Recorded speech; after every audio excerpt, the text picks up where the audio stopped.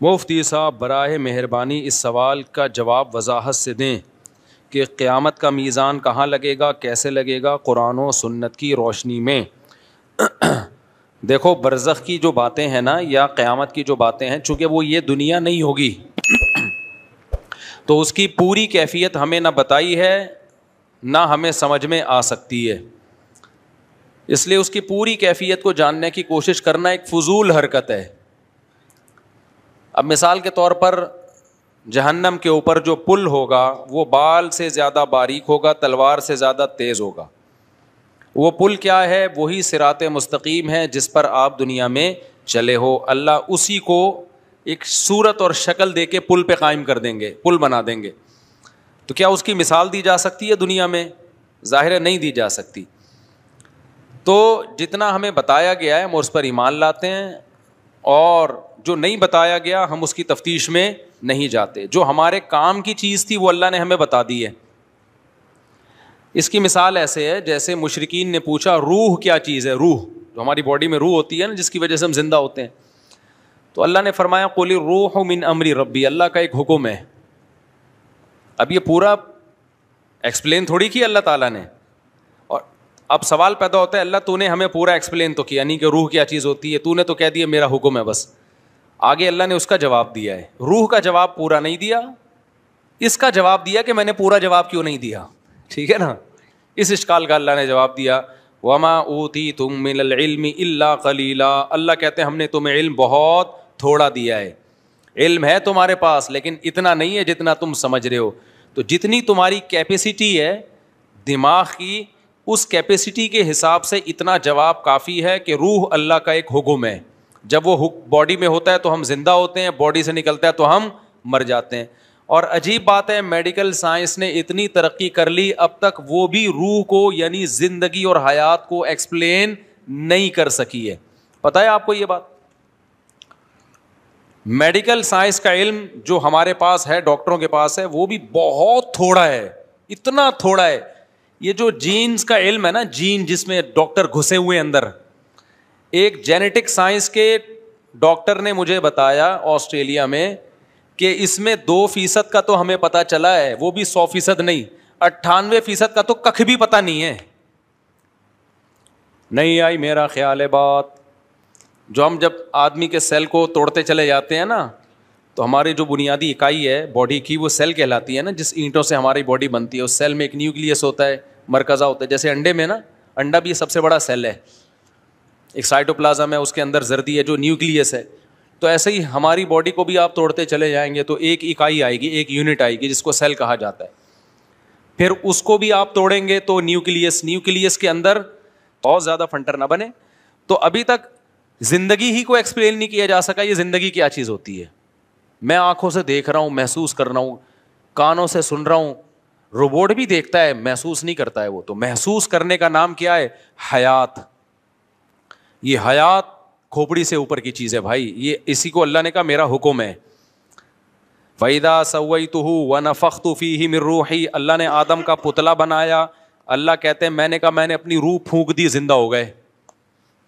یار مجھے ایک بات بتاؤ, جب انسان مرتا ہے تو پوری باڈی تو ویسے ہی ہوتی ہے, سب کچھ وہی پارٹس بنے ہوئے, تو ہل کیوں نہیں رہی ہے؟ آپ کہہ سکتے چونکہ دل نہیں حرکت کر رہا تو دل حرکت کرا دو اس کا. ماں کے پیٹ میں کیسے دل حرکت کرنا شروع کرتا ہے بھائی فرسٹ ٹائم؟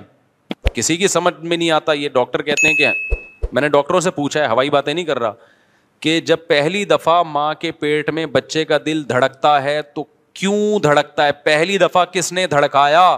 میڈیکل سائنس اس بات کو بیان کرنے سے اب تک عاجز ہے. سمجھتے ہو؟ دیکھو اب کیوں دھڑک رہا ہے اب تو ڈاکٹر بتا سکتے ہیں. ہمارے دماغ سے کرنٹ جاتا ہے, الیکٹریسٹی سے کام ہو رہا ہے. یہ اللہ کا شکر ہے, یہ کرنٹ کے الیکٹرک والوں کے ہاتھ میں نہیں ہے, ورنہ اتنا دھڑکتا نہیں جتنا بل آتا. اور گیس پہ چل رہے ہوتے ابھی ہم سب. اب گیس بھی گئی تو سلنڈر لگائے ہوئے ہوتے دل دھڑکانے کے لیے ہم لوگوں نے. تو کچھ چیزیں اللہ نے اپنے ہاتھ میں رکھی کہ الیکٹرک والوں کے ہاتھ میں اللہ نے وہ چیزیں نہیں دی. پنکھا کے الیکٹرک کے ہاتھ میں, لیکن جو ہوائیں چلتی ہیں وہ کے الیکٹرک کے ہاتھ میں نہیں ہے. اس لیے ایسا نہیں ہوتا ہب سے لوگ مرنا شروع ہو جائیں. اللہ کہتے ہیں کہ میری ہوائیں بھی ہیں, ٹھیک ٹھیک, باہر نکل جا سین میں, منجی ڈال کے لیٹ جا.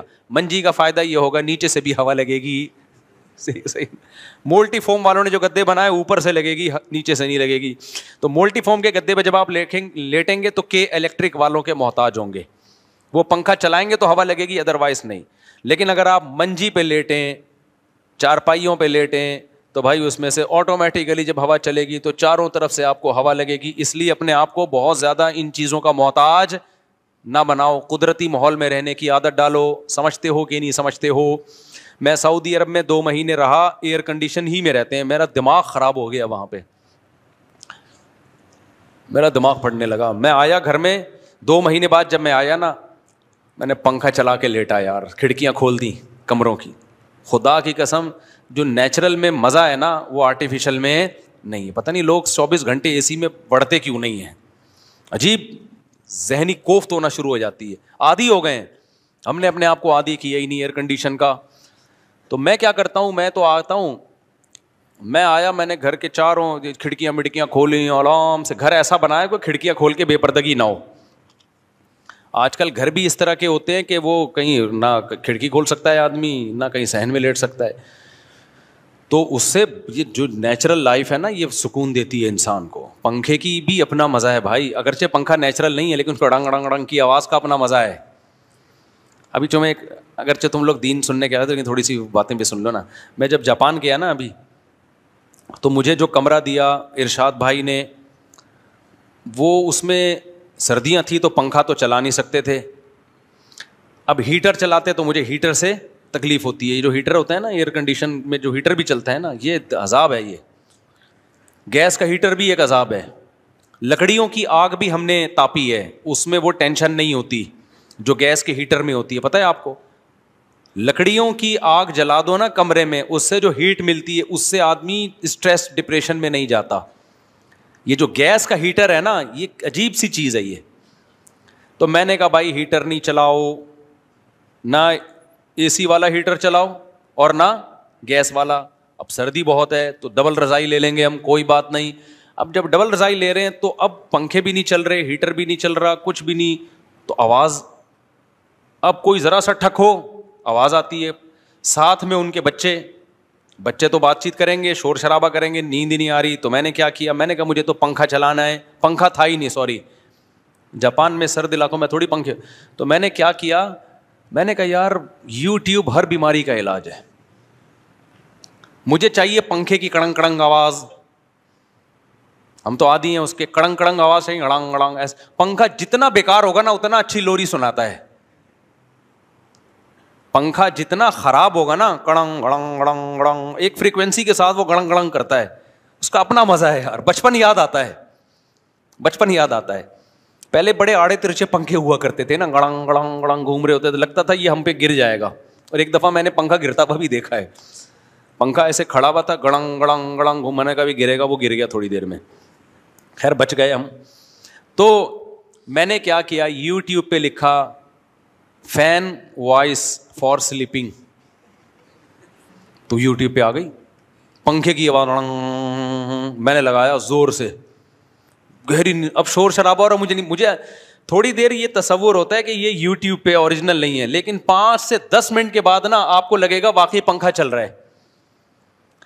تو اب وہ شور بھی کر رہے ہیں, باتیں بھی کر رہے ہیں, میری صحت, میں سمجھ رہا ہوں پنکھا چل رہا ہے. یہ یوٹیوب پہ ڈالا اس لیے ہے. اور نیچے لوگوں کے کمنٹس کے, جب سے ہم نے یہ پنکھا چلایا نا, یوٹیوب گوروں کے کمنٹس تھے کہ بزے کی نیند آ رہی ہے. اچھا اس میں پھر ایسی ویڈیوز میں بارش ہو رہی ہے, بعض دفعہ بارش میں بھی بڑا سکون ملتا ہے. بارش ہو رہی ہو نا, تھوڑا بجلی کڑک رہی ہے, بڑی گہری نیند آتی ہے. نیچرل ہے, ایک نیچرل ماحول پیدا ہو جاتا ہے. تو میں تو نیچر سے لو کرنے والا آدمی ہوں, مجھے نیچر سے محبت ہے. تبھی تو شادیاں کی ہوئی ہیں, مرغیاں پالی ہوئی ہیں, یہ سب نیچر ہے. تم لوگ کو لینڈ کروزر ہو رہی ہے, یہ نیچر نہیں ہے ریوو, یہ ضرورت ہے. نیچر یہ ہے کہ بکری کا دودھ, مرغیاں, بیگم, بچے, پنکھے, گڑنگ گڑنگ. گڑنگ بھی نیچر نہیں ہے لیکن پرانا زمانہ تو یاد آتا ہے نا, صحیح ہے نا. ایئر کنڈیشن نیچر نہیں ہے, کمبل نیچر نہیں ہے, رضائی صدیوں سے انسان, میں کمبل میں نہیں سوتا کبھی.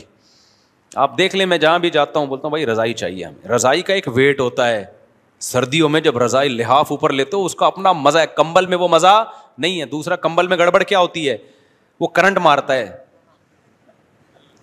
بالوں سے چپک رہا ہے, بال چپک رہے ہیں, ابے ایک ٹینشن ہے. پھر اس کے اندر گرد و غبار اٹکتی ہے, آپ کو پتہ نہیں ہوتا, اس کی صفائی آسان نہیں ہوتی کمبل کی, تو کمبل ہو جاتا ہے آپ کو. تو اس لیے میں نے اپنے لیے گھر میں رضائی رکھی ہوئی ہے, زیادہ سردی ہوگی ڈبل رضائی. کہیں بھی جاتا ہوں مہمانوں سے بولتا ہوں, میزبان سے بولتا ہوں مجھے رضائی لگا دو, کمبل نہیں. تو رضائی میں ویٹ نا, شدید سردی میں رضائی کا جو وزن ہوتا ہے نا آپ کے اوپر آتا ہے, بڑا مزہ ہے اس میں بھائی. تو وہ کیا کیا ہم نے, یوٹیوب پہ پنکھا لگا لیا, کڑنگ کڑنگ آواز آ رہی ہے, بڑے مزے سے میں پنکھا لگا کے سو گیا. اب جب وہ صبح مجھے اٹھانے کے لیے آئے تو کہہ رہے ہیں یہ موبائل میں کیا شور ہو رہا ہے مفتی صاحب, کیا کہ پوری رات آپ موبائل دیکھتے رہے ہو, سوئے نہیں. میں نے کہا نہیں, میں پنکھا چلا کے سویا ہوں, میں پنکھا چلا کے سویا ہوں. پھر کیا ہوا کہ اب وہ بچے شور کر رہے ہیں, میں کہتا ہوں کرتے رہو شور, مجھے پرواہ نہیں ہے, میں پنکھا چلا رہا ہوں بہت تیز. جب زیادہ شور ہوتا تھا تو پنکھے کی آواز کیا کر دیتا تھا, بڑھا دیتا. یہ بڑی مزے کی چیز ہے, یوٹیوب پہ سرچ کریں, بڑا مزہ آتا ہے اس سے. خیر میرے بھائی, اور آسان اس سے اچھا طریقہ کسی کا بیان لگا لو. بعض دفعہ میں بیان لگا لیتا ہوں, اپنا نہیں لگاتا, کیونکہ اپنا لگاؤ نا تو پھر وہ اور نیند غائب ہو جاتی ہے, اس میں ہنسی کی باتیں آتی ہیں, تو میں کبھی خود اپنے ہی لطیفے پہ ہنسنا شروع کر دیتا ہوں. تو میں پھر کسی بڑے بزرگ کا بیان لگا دیتا ہوں. اس کا فائدہ یہ ہوتا ہے, نالج میں بھی اضافہ ہوتا ہے, موٹیویشن بھی ملتی ہے, اور بعض دفعہ نیند بھی آ جاتی ہے, بیان سنتے سنتے سو جاتا ہے آدمی. یہ جب کرتا ہوں جب دماغ چل رہا ہو. آج کل سیاسی حالات نے نا دماغ کا دہی بنا دیا ہے, کسی کو بھی ٹائم پہ نیند آ جائے اس کا مطلب وہ پاگل ہے. ادھر سے فوج کے خلاف بیان, ادھر سے پی ٹی آئی کے خلاف بیان, ادھر سے جے یو آئی کے خلاف بیان, ادھر سے مسلم لیگ کے خلاف بیان, ادھر سے مسلم لیگ کا زرداری کے خلاف بیان. ویڈیوز بھی دیکھ رہے ہیں, صحافیوں کو بھی سن رہے ہیں, ادھر کی سنو ادھر, اتنا دماغ کی دہی ہو جاتا ہے. پھر میں بند کر دیتا ہوں, دفع کرو یار, ہم ایسی کی تیسی, ہم اگلے کی ٹینشن اپنے اوپر کیوں لیں. تو اس کے لیے پھر رات کو پنکھا چلانا بولو ضروری ہے. تو پھر پنکھا چلا کے سوئے. جب بھی ایسے ٹینشن ہونا, بیان لگا دو یا پنکھا چلاؤ. تو خیر کہاں سے کہاں بات چلی گئی. تو میں جو سوال پوچھا تھا کہ بہت ساری چیزیں ہماری مینٹل لیول سے اوپر کی ہیں, تو ہمیں آخرت کی جو باتیں بتائی گئی ہیں, ترازو بھی لگے گا, اس ترازو کی کیفیت کیا ہوگی. ایسے کوئی فرشتہ یوں کر کے بٹے لے کے بیٹھا ہوا ہوگا ترازو کے, یا کوئی ڈیجیٹل ترازو ہوگا, کیا ہوگا یہ ہمیں اب بتایا تو گیا. ترازو کے ایک پلڑے میں گناہ رکھے جائیں گے, ایک پلڑے میں نیکیاں رکھی جائیں گی. بس ہماری فہم کے مطابق بات کی گئی ہے. دیکھو ترازو تو یہ بھی ہے جو آج کل تھرمامیٹر بھی تو ایک ترازو ہے نا, جو ٹیمپریچر کو ناپتا ہے.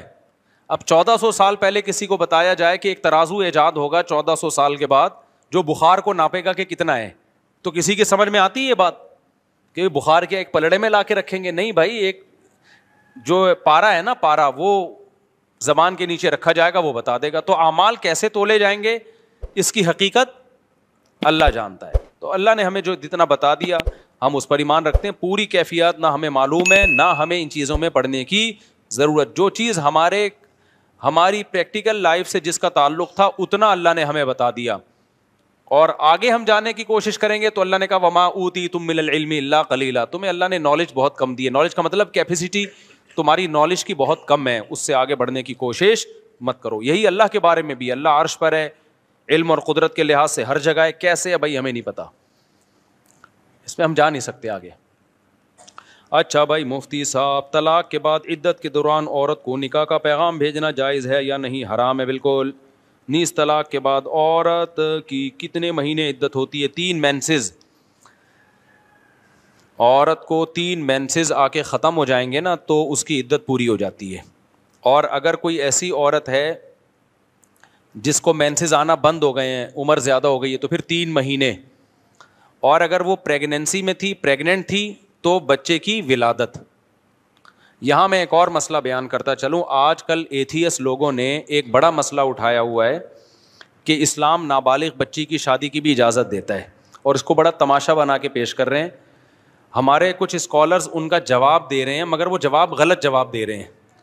اگرچہ ان کی نیت اچھی ہے ان اسکالرز کی, اسلام کا دفاع کر رہے ہیں, لیکن وہ دفاع میں اسلام کے حکم کو بھی چینج کر رہے ہیں وہ. اور ایک مشہور جہلم کے صاحب ہیں, وہ بیچاروں کو قرآن کا پتہ وتا ہے نہیں, انہوں نے ترجمہ ہی غلط کر دیا قرآن کی آیت کا. تو سورہ طلاق میں اللہ تعالیٰ نے 28ویں پارے میں نابالغ بچی کی شادی کا باقاعدہ ذکر کیا ہے, واللائی یئسن من المحیض من نسائکم ان ارتبتم فعدتہن ثلاثۃ اشہر واللائی لم یحضن. اللہ فرماتے ہیں جو عورتیں جن کو حیض آنا بند ہو گیا ہو، ان ارتبتم اگر تم شک میں ہو، وہ جہلم والی سرکار نے ارتبتم ہی کو غلط مطلب کر دیا اس کا، اگر تم شک میں ہو کہ ان کی عدت کیسے پوری ہوگی تو اللہ کہتے ہیں 3 مہینے ہیں. واللائی لم یحضن، اسی طرح جن عورتوں کو ابھی تک حیض آیا ہی نہیں ہے ان کی عدت بھی کتنی ہے؟ 3 مہینے. تو جن کو حیض آنا شروع ہی نہیں ہوتا وہ نابالغ ہی ہوتی ہیں اور کچھ اور نہیں ہوتی. تو یہ کوئی فقہ حنفی کا نہیں ہے، یہ چاروں اماموں کی یہی رائے ہے اس بارے میں. چاروں اماموں کا اتفاق ہے کہ نابالغ بچی کی اگر شادی ہوئی تو ہو جائے گی. سمجھ میں آ رہی ہے بات کہ نہیں آ رہی؟ تو آپ ملحدین کو جواب دینے کا وہ طریقہ اختیار نہ کریں جس سے اسلام ہی کی لمٹ کراس کر دیں آپ. اس کی بالکل ایسے مثال ہے، یعنی جن لوگوں نے ملحدین کو جواب دے رہے ہیں نا، کہہ رہے ہیں نہیں یہ اس سے نابالغ بچی مراد نہیں ہے، اس سے تو وہ بالغ ہے جس کو ابھی حیض آنا شروع ہی نہیں ہوا ہو. ایسا نہیں ہے، اس سے وہ بچی مراد ہے جس کو ابھی حیض آنا شروع نہیں ہوا. باقی سے اعتراض کا جواب کیا وہ میں ابھی دیتا ہوں، بہت آسان جواب ہے اس کا، اتنے زیادہ راکٹ سائنس نہیں ہے اس کے جواب میں، وہ جواب میں ابھی دیتا ہوں آپ کو. یہ بالکل ایسا ہی ہے جیسے جب غیر مسلموں نے اسلام پہ اعتراض کیا نا، 4 بیویاں اسلام میں اجازت ہے، تو بعض اسکالر نے، غامدی صاحب نے کیا کیا، ایکچولی کر کے اس 4 بیویوں کا ہی بیڑا غرق کر دیا. ایکچولی وہ تو اس وقت اجازت دی گئی تھی جب مرد بہت جنگوں میں تھوڑے رہ جاتے تھے، عورتیں بہت ہوتی تھی خاص اسپیسیفک صورتوں میں، ادروائز یہ کوئی قابل تعریف نہیں ہے. حالانکہ یہ جواب غلط ہے. آپ غیر مسلم کو مطمئن کرنے کے لیے، اگرچہ آپ کی نیت اچھی ہوگی کہ بھئی اسلام پر اعتراض اٹھ رہا ہے تو اس کا جواب دے دیا جائے، نیت پہ ہم شبہ نہیں کرتے، لیکن یہ جواب غلط ہے. 4 شادیاں پوری امت کا اجماع ہے کہ جنگوں میں مرد کم ہو یا زیادہ ہو اس سے کوئی فرق بولو نہیں پڑتا، اجازت ہے ہمیشہ سے، آج اجماع امت ہے یہ. تو اس میں غیر مسلموں کو آپ مطمئن کرنے کے لیے ایسا جواب دینا شروع کر دیں کہ اسلام ہی کو چینج کر دیں، یہ طریقہ ٹھیک نہیں ہے. وہ کبھی بھی مطمئن نہیں ہوں گے. اگر آپ نے ہر چیز کو اپنی عقل سے ہی فیصلہ کرنا ہے تو پھر یونائٹڈ نیشن کو آپ اپنا خدا بنائیں، آپ اس سے پوچھیں، وہاں بڑے بڑے ماہرین بیٹھے ہوتے ہیں، عقل سے فیصلہ کر رہے ہوتے ہیں کیا بہتر ہے کیا بہتر نہیں ہے. جب وحی کی تعلیمات سامنے آتی ہیں تو کچھ چیزیں تو ایسی ہوں گی جو آپ کی عقل کے مطابق ہوں گی، کچھ چیزیں ایسی ہوں گی جو آپ کی عقل کو سمجھ میں نہیں آ رہی ہوں گی. وہاں آپ کو اللہ کے سامنے ہتھیار ڈالنے پڑیں گے. اگر سب کچھ عقل سے ہی پوچھنا ہے تو اللہ رسول کی آپ کو پھر ضرورت کیا ہے؟ میں سمجھا پا رہا ہوں اپنی بات؟ پھر تو ہومو سیکسولیٹی کو بھی عقل سے آپ کیسے غلط ثابت کرو گے؟ کہیں گے جب اس کا وسیم کا دل کر رہا ہے فلانے کے پاس جانے کا تو دونوں جب راضی ہیں تو کسی تیسرے کو کیا تکلیف ہو رہی ہے؟ آپ عقل سے کیسے غلط قرار دو گے؟ اور ہو سکتا ہے 100 سال کے بعد جا کے نا جب یہ ہومو سیکسولیٹی سوسائٹی میں بہت عام ہو جائے گی تو یہی اسلام جس نے ہومو سیکسولیٹی کو حرام قرار دیا ہے، یہی حرام قرار دینا ہی دنیا کی نظر میں اسلام کے لیے ایک عیب بن جائے گا کہ دیکھو ایک چیز اتنے لوگ کر رہے ہیں، خوش ہیں، ان کی ڈپریشن دور ہو رہی ہے، اسٹریس دور ہو رہی ہے، اسلام بلا وجہ ان کو کیوں روک رہا ہے؟ اس میں کیا خرابی ہے؟ تو آپ کیسے ثابت کرو گے کیا خرابی ہے؟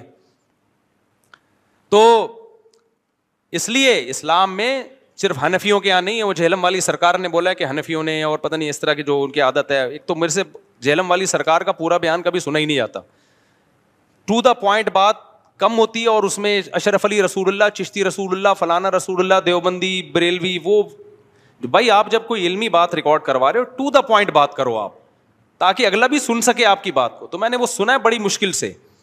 تو اس میں جہلم والی سرکار نے ترجمہ بھی غلط کیا ہے، اور جو چیز ان کی مرضی کے خلاف ہوتی ہے وہ حنفیوں کے کھاتے میں ڈال دی جاتی ہے کہ حنفی یہ کہتے ہیں، حالانکہ حنفی نہیں کہہ رہے ہوتے، سبھی کہہ رہے ہوتے ہیں. تو یہ اجماعی مسئلہ ہے کہ نابالغ بچی کی شادی بھی کیا ہے؟ جائز ہے. ہاں قابل تعریف نہیں ہے. اب میں اس کی ایک الزامی جواب دیتا ہوں. دیکھو نابالغ بچی ہو یا بالغ بچی ہو، رخصتی کے قابل اگر اس کی باڈی ہے، مینٹلی اور فزیکلی وہ اس قابل ہے کہ شوہر اس سے ہم بستری کر سکے، تو لڑکی بالغ ہو یا نابالغ ہو دونوں کی رخصتی جائز ہے. اور اگر لڑکی کی فزیکل گروتھ نہیں ہوئی ہے یا مینٹلی گروتھ نہیں ہوئی ہے تو چاہے بالغ ہو یا نابالغ ہو دونوں صورتوں میں اس کی رخصتی ناجائز ہے. سمجھ میں آ رہی ہے؟ رخصتی کا مدار اس پر ہے کہ لڑکی فزیکلی ہم بستری کے لائق ہوئی ہے اور مینٹلی اس قابل ہوئی ہے کہ نہیں ہوئی ہے. اگر وہ فزیکلی اور مینٹلی اس قابل نہیں ہے تو پھر اس کی رخصتی کرنا ناجائز ہے، حرام ہے. اس کی مثال ایسے ہے کہ 4 سال کی بچی دنیا میں کوئی اسکالر ایسا گزرا ہے جس نے قرآن کی اس آیت کا ریفرنس دے کے یہ کہا ہو کہ اس کی شادی جائز ہے یا اس کی رخصتی جائز ہے؟ کوئی گزرا ہے ایسا دنیا میں؟ نہ ابو حنیفہ نے کہا، نہ امام شافعی نے کہا، نہ امام بخاری، کسی نے بھی نہیں کہا. جائز ہونا تو ایک لا بیان کیا ہے نا، لا. اب امپلیمنٹ اس کا کس پر ہوگا بھائی؟ اس کا ولی ہے، اس کے رشتہ دار ہیں، وہ دیکھیں گے اس میں فائدہ بھی ہے یا نہیں ہے. اس کی ایک مثال دوں کہ جب بھی کوئی ایتھیس آپ سے یہ کہا کرے نا کہ اسلام میں نابالغ بچی کی شادی جائز ہے، آپ اس سے کہا کرو کہ یونائٹڈ نیشن کی نظر میں 18 سال کی لڑکی کی شادی 90 سال کے بڈھے سے جائز ہے. یونائٹڈ نیشن میں ہے کہ یہ شادی ناجائز ہے؟ بولو نا. میں نے یورپ میں 90 سال کے بڈھوں کے ساتھ 18 سال کی لڑکیوں کو دیکھا ہے گھومتے ہوئے. اور وہاں گھومنے کا مطلب کیا ہوتا ہے؟ ریلیشن بھی ہے ان کا، ہوٹلوں میں رات گزارتے ہیں. یونائٹڈ نیشن کی نظر میں یہ اللیگل ہے یا لیگل ہے؟ بولو نا. لیگل ہے. ایتھیس بھی کہے گا لیگل ہے. کیوں؟ اس کی پرسنل لائف ہے. لیکن اگر کوئی 18 سال کی لڑکی ہم سے پوچھے کہ 90 سال کے بڈھے سے میں شادی کر رہی ہوں اور یہ کہے کہ جائز ہے، تو ہم اس کو مشورہ دیں گے کہ کر لو؟ کہیں گے جائز ہونے کا مطلب یہ تھوڑی ہے کہ کرو یہ کام. کرو جب تمہیں کیا ہو، اس میں فائدہ ہو. تم 18 سال کی ہو، 30 سال کے آدمی سے کر لو، 35 سال کے آدمی سے. تمہارا دماغ خراب ہے، تم 90 سال کے بڈھے سے شادی کر رہی ہو. پھر بھی اگر وہ کر رہی ہے، اس کا مطلب یہ ان کا پرسنل معاملہ. ہو سکتا ہے اس 90 سال کے بوڑھے میں اس کو کچھ وراثت نظر آ رہی ہو کہ اس کا انتقال ہونے والا ہے، یا یہ مہر تگڑا دے رہا ہے. تو اسلام نے نابالغ بچی کی شادی کو جائز قرار دیا، ترغیب نہیں دی ہے. ترغیب بلوغت کے بعد ہے. جائز کیوں قرار دیا؟ بعض دفعہ بچی کی گروتھ اتنی زبردست ہوتی ہے کہ 13-14 سال کی بچی دیکھنے میں 18-20 سال کی لگ رہی ہوتی ہے. باپ کو یہ خطرہ ہوتا ہے کہ اگر میں نے بلوغت تک انتظار کیا، یہ دیکھنے میں انٹی لگے گی. اور یہ گراؤنڈ ریئلٹی ہے، مشاہدے پر مبنی حقیقت بیان کر رہا ہوں میں، یہ مشاہدہ ہے. اور اس کو حیض آنا شروع نہیں ہوتا، لیکن وہ مینٹلی بھی ہم بستری کے قابل ہوتی ہے، اور یعنی شوہر کے ریلیشن کے قابل، اور فزیکلی بھی قابل ہوتی ہے. اس میں کوئی حرج. اور باپ کو یہ خطرہ ہوتا ہے کہ اگر میں نے ابھی اس رشتے کا انکار کیا تو بعد میں یہ رشتہ اس جیسا رشتہ نہیں ملے گا مجھے. تو جب وہ مینٹلی بھی اس قابل ہے، فزیکلی بھی اس قابل ہے، وہ بھی راضی ہے، باپ بھی راضی ہے، تو کسی ملحد کو کیوں تکلیف ہو رہی ہے بھائی؟ اس سے ملحد کو تکلیف اس لیے ہو رہی ہے کہ ان لوگوں کا